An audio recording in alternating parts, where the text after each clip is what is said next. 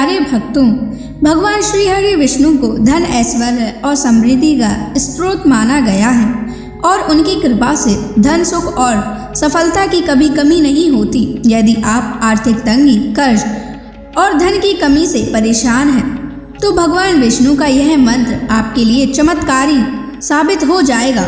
इस मंत्र के नियमित 108 बार जाप करने से व्यापार और करियर में अपार उन्नति प्राप्त होने लगेगी। घर में स्थायी रूप से लक्ष्मी का वास होने लगेगा। सभी प्रकार की नकारात्मकता और आर्थिक बाधाएं समाप्त हो जाएंगी। जो भी भक्त सच्चे मन से विष्णु जी के इस मंत्र का जाप करता है, उसे अपने जीवन में धन और सफलता की कभी कमी नहीं आती है। इसलिए प्यारे भक्तों, इस मंत्र का जाप अवश्य करें। यह मंत्र बहुत ही चमत्कारी और अद्भुत मंत्र है। इस मंत्र का प्रभाव तुरंत ही दिखाई देने लगता है। इस मंत्र को आपको नियमित 108 बार जाप करना है। अगर आप भगवान विष्णु का आशीर्वाद प्राप्त करना चाहते हैं तो इस वीडियो को लाइक और चैनल को सब्सक्राइब जरूर कर दीजिए और कमेंट बॉक्स में जय विष्णु अवश्य लिख दीजिए। तो चलिए भक्तों, मंत्र का जाप करना प्रारंभ करते हैं। ओम नमो भगवते वासुदेवाय धनम मे देहि शीघ्रम्। ओम नमो भगवते वासुदेवाय धनम मे देहि शीघ्रम्। ओम नमो भगवते वासुदेवाय धनम मे देहि शीघ्रम्। ओम नमो भगवते वासुदेवाय धनम मे देहि शीघ्रम्। ओम नमो भगवते वासुदेवाय धनम मे देहि शीघ्रम्। ओम नमो भगवते वासुदेवाय धनम मे देहि शीघ्रम्। ओम नमो भगवते वासुदेवाय धनम मे देहि शीघ्रम्। ओम नमो भगवते वासुदेवाय धनम मे देहि शीघ्रम्। ओम नमो भगवते वासुदेवाय धनम मे देहि शीघ्रम्। ओम नमो भगवते वासुदेवाय धनम मे देहि शीघ्रम्। ओम नमो भगवते वासुदेवाय धनम मे देहि शीघ्रम्। ओम नमो भगवते वासुदेवाय धनम मे देहि शीघ्रम्।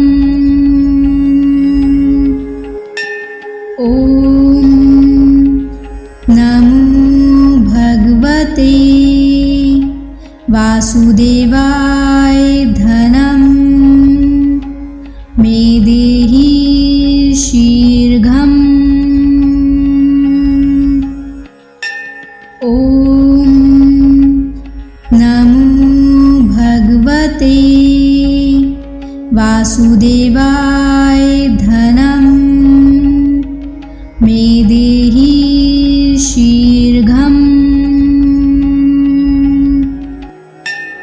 ॐ नमो भगवते वासुदेवाय धनं मे देहि शीघ्रम्। ॐ नमो भगवते वासुदेवाय धनं मे देहि शीघ्रम्। ॐ नमो भगवते वासुदेवाय धनं मे देहि शीघ्रम्। ॐ नमो भगवते वासुदेवाय धनं मे देहि शीघ्रम्। ॐ नमो भगवते वासुदेवाय धनं मे देहि शीघ्रम्। ॐ नमो भगवते वासुदेवाय धनं मे देहि शीघ्रम्। ॐ नमो भगवते वासुदेवाय धनं मे देहि शीघ्रम्। ॐ नमो भगवते वासुदेवाय धनं मे देहि शीघ्रम्। ॐ नमो भगवते वासुदेवाय धनं मे देहि शीघ्रम्। ॐ नमो भगवते वासुदेवाय धनं मे देहि शीघ्रम्। ॐ नमो भगवते वासुदेवाय धनं मे देहि शीघ्रम्। ॐ नमो भगवते वासुदेवाय धनं मे देहि शीघ्रम्। ॐ नमो भगवते वासुदेवाय धनं मे देहि शीघ्रम्। ॐ नमो भगवते वासुदेवाय धनं मे देहि शीघ्रम्। ॐ नमो भगवते वासुदेवाय धनं मे देहि शीघ्रम्। ॐ नमो भगवते वासुदेवाय धनं मे देहि शीघ्रम्। ॐ नमो भगवते वासुदेवाय धनं मे देहि शीघ्रम्। ॐ नमो भगवते वासुदेवाय धनं मे देहि शीघ्रम्। ॐ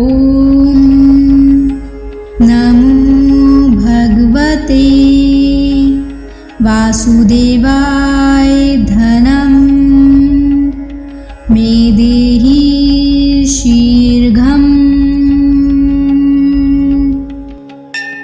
ॐ नमो भगवते वासुदेवाय धनं मे देहि शीघ्रम्। ॐ नमो भगवते वासुदेवाय धनं मे देहि शीघ्रम्। ॐ नमो भगवते वासुदेवाय धनं मे देहि शीघ्रम्। ॐ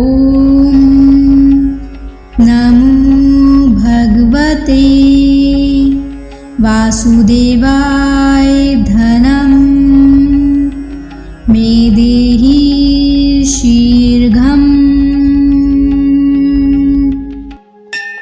ॐ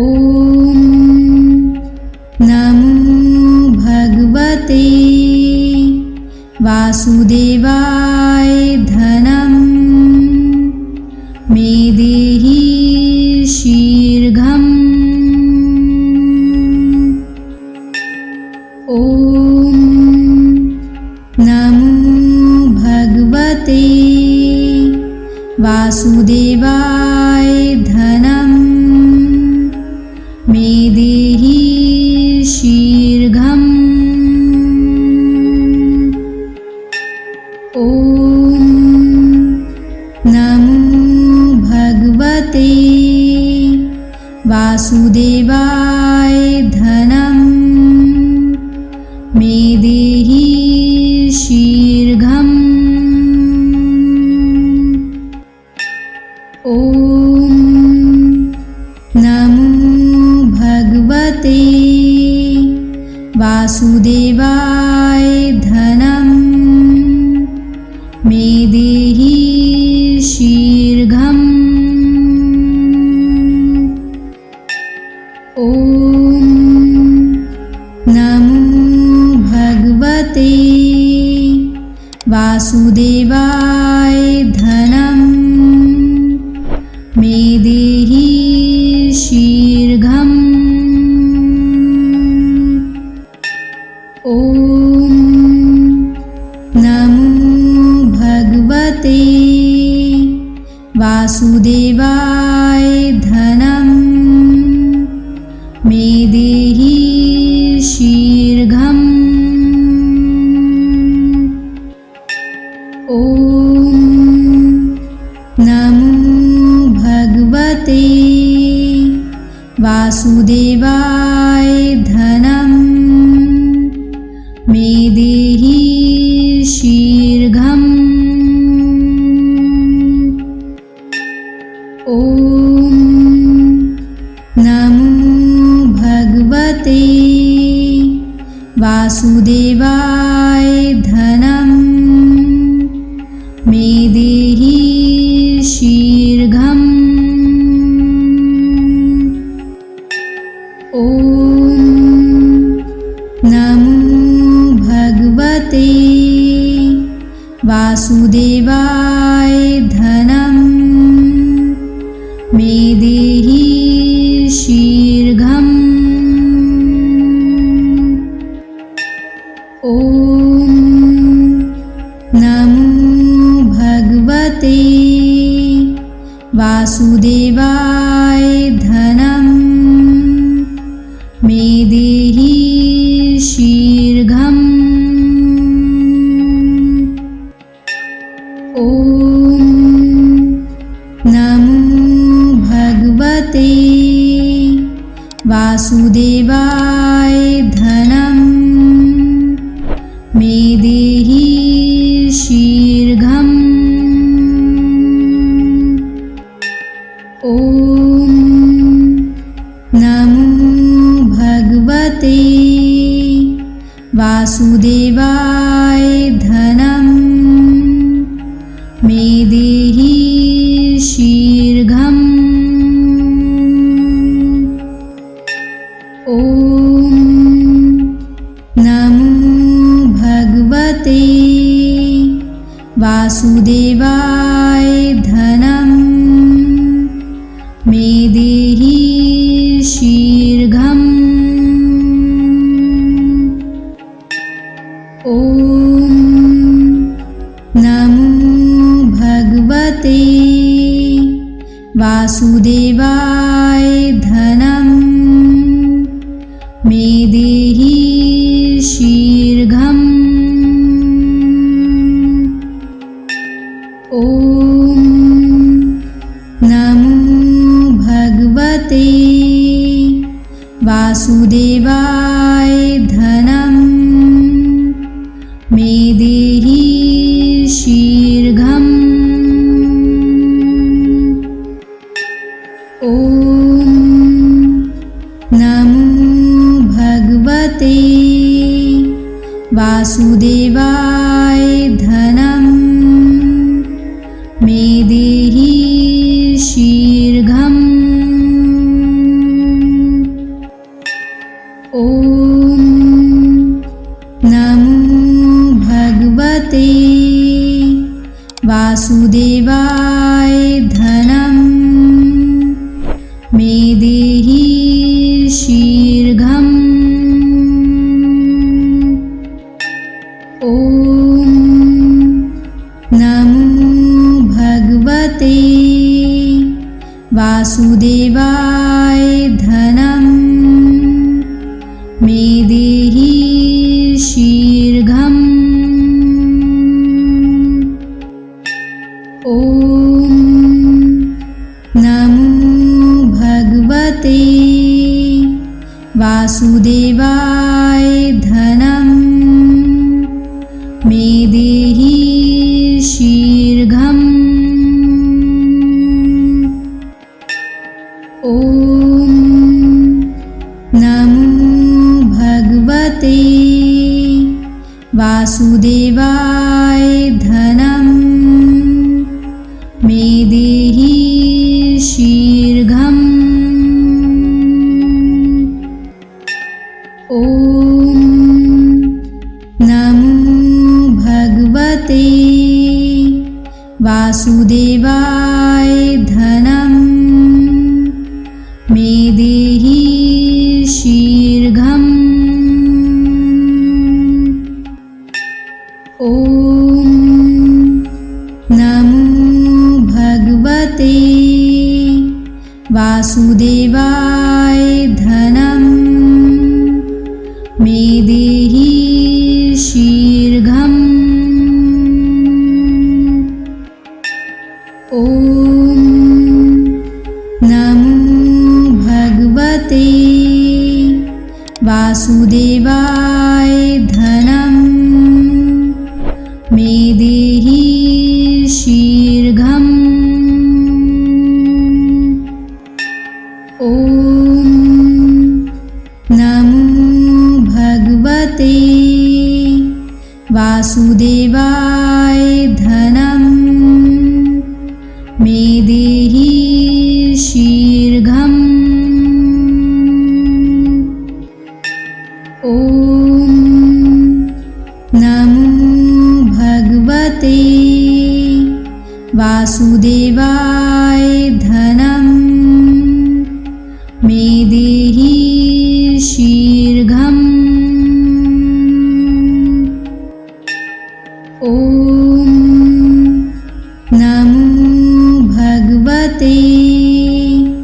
वासुदेवाय धनं मे देहि शीघ्रम्। ॐ नमो भगवते वासुदेवाय धनं मे देहि शीघ्रम्। ॐ नमो भगवते वासुदेवाय धनं मे देहि शीघ्रम्। ॐ नमो भगवते वासुदेवाय धनं मे देहि शीघ्रम्। ॐ नमो भगवते वासुदेवाय धनं मे देहि शीघ्रम्। ॐ नमो भगवते वासुदेवाय धनं मे देहि शीघ्रम्। ॐ नमो भगवते वासुदेवाय धनं मे देहि शीघ्रम्। ॐ नमो भगवते वासुदेवाय धनं मे देहि शीघ्रम्। ॐ नमो भगवते वासुदेवाय धनं मे देहि शीघ्रम्। ॐ नमो भगवते वासुदेवाय धनं मे देहि शीघ्रम्। ॐ नमो भगवते वासुदेवाय धनं मे देहि शीघ्रम्। ॐ नमो भगवते वासुदेवाय धनं मे देहि शीघ्रम्। ॐ नमो भगवते वासुदेवाय धनं मे देहि शीघ्रम्। ॐ नमो भगवते वासुदेवाय धनं मे देहि शीघ्रम्। ॐ नमो भगवते वासुदेवाय धनं मे देहि शीघ्रम्। ॐ नमो भगवते वासुदेवाय धनं मे देहि शीघ्रम्। ॐ नमो भगवते वासुदेवाय धनं मे देहि शीघ्रम्। ॐ नमो भगवते वासुदेवाय धनं मे देहि शीघ्रम्। ॐ नमो भगवते वासुदेवाय धनं मे देहि शीघ्रम्। ॐ नमो भगवते वासुदेवाय धनं मे देहि शीघ्रम्। ॐ नमो भगवते वासुदेवाय धनं मे देहि शीघ्रम्। ॐ नमो भगवते वासुदेवाय धनं मे देहि शीघ्रम्। ॐ नमो भगवते वासुदेवाय धनं मे देहि शीघ्रम्। ॐ नमो भगवते वासुदेवाय धनं मे देहि शीघ्रम्। ॐ नमो भगवते वासुदेवाय धनं मे देहि शीघ्रम्। ॐ नमो भगवते वासुदेवाय धनं मे देहि शीघ्रम्। ॐ नमो भगवते वासुदेवाय धनं मे देहि शीघ्रम्।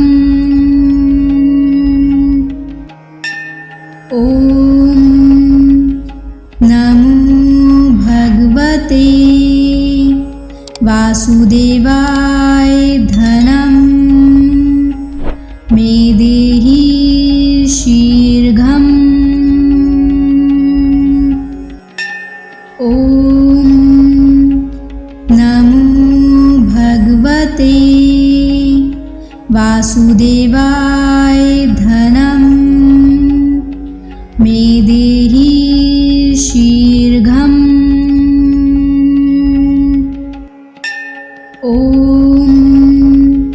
नमो भगवते वासुदेवाय धनं मे देहि शीघ्रम्। ॐ नमो भगवते वासुदेवाय धनं मे देहि शीघ्रम्। ॐ नमो भगवते वासुदेवाय धनं मे देहि शीघ्रम्। ॐ नमो भगवते वासुदेवाय धनं मे देहि शीघ्रम्। ॐ नमो भगवते वासुदेवाय धनं मे देहि शीघ्रम्। ॐ नमो भगवते वासुदेवाय धनं मे देहि शीघ्रम्। ॐ नमो भगवते वासुदेवाय धनं मे देहि शीघ्रम्। ॐ नमो भगवते वासुदेवाय धनं मे देहि शीघ्रम्। ॐ नमो भगवते वासुदेवाय धनं मे देहि शीघ्रम्। ॐ नमो भगवते वासुदेवाय धनं मे देहि शीघ्रम्। ॐ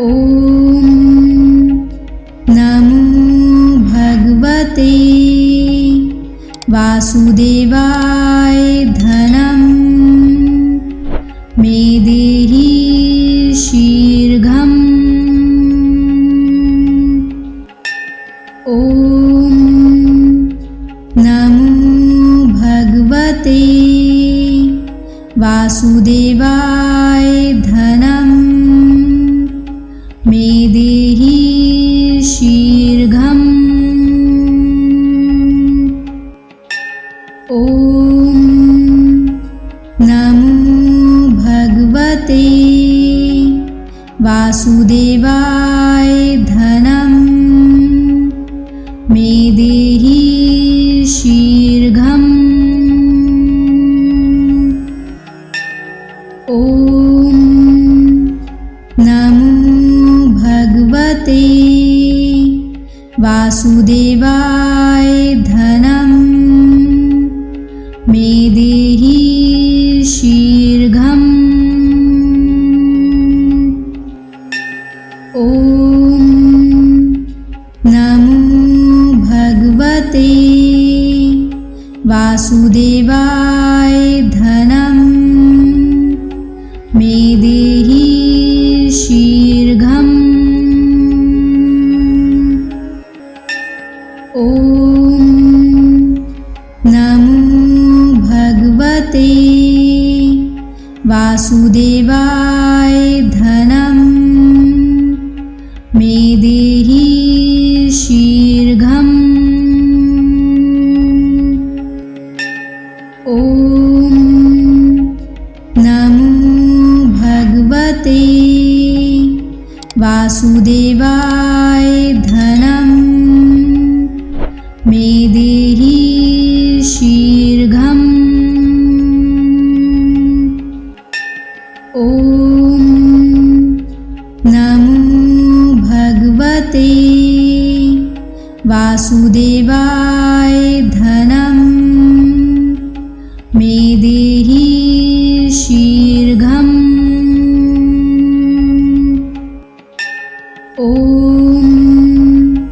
नमो भगवते वासुदेवाय धनं मे देहि शीघ्रम्। ॐ नमो भगवते वासुदेवाय धनं मे देहि शीघ्रम्। ॐ नमो भगवते वासुदेवाय धनं मे देहि शीघ्रम्। ॐ नमो भगवते वासुदेवाय धनं मे देहि शीघ्रम्।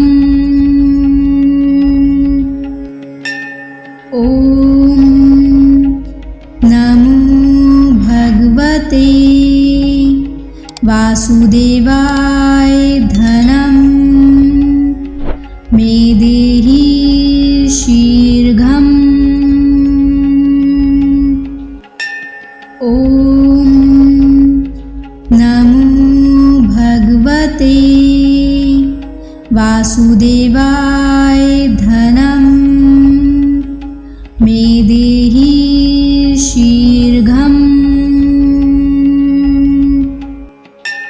ॐ नमो भगवते वासुदेवाय धनं मे देहि शीघ्रम्। ॐ नमो भगवते वासुदेवाय धनं मे देहि शीघ्रम्। ॐ नमो भगवते वासुदेवाय धनं मे देहि शीघ्रम्। ॐ नमो भगवते वासुदेवाय धनं मे देहि शीघ्रम्। ॐ नमो भगवते वासुदेवाय धनं मे देहि शीघ्रम्। ॐ नमो भगवते वासुदेवाय धनं मे देहि शीघ्रम्। ॐ नमो भगवते वासुदेवाय धनं मे देहि शीघ्रम्। ॐ नमो भगवते वासुदेवाय धनं मे देहि शीघ्रम्। ॐ नमो भगवते वासुदेवाय धनं मे देहि शीघ्रम्। ॐ नमो भगवते वासुदेवाय धनं मे देहि शीघ्रम्। ॐ नमो भगवते वासुदेवाय धनं मे देहि शीघ्रम्। ॐ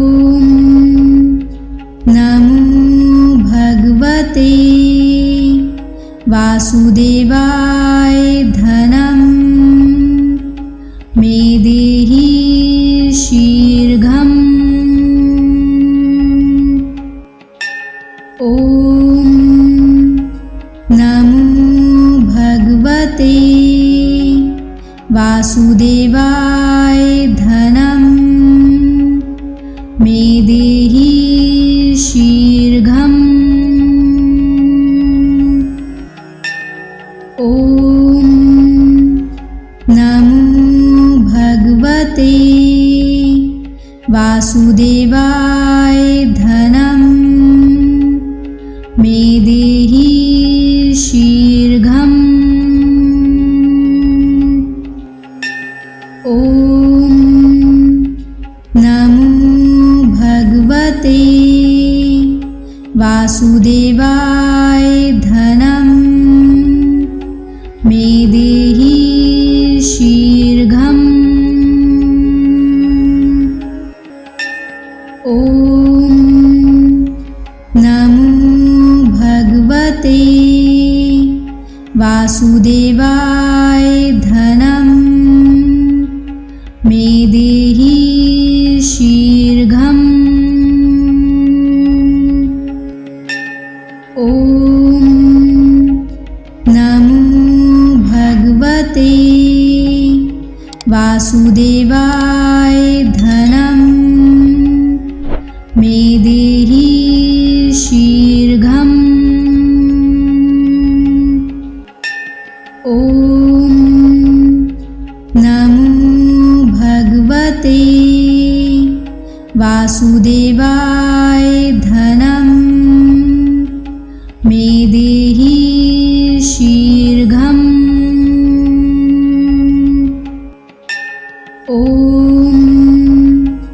नमो भगवते वासुदेवाय धनं मे देहि शीघ्रम्। ॐ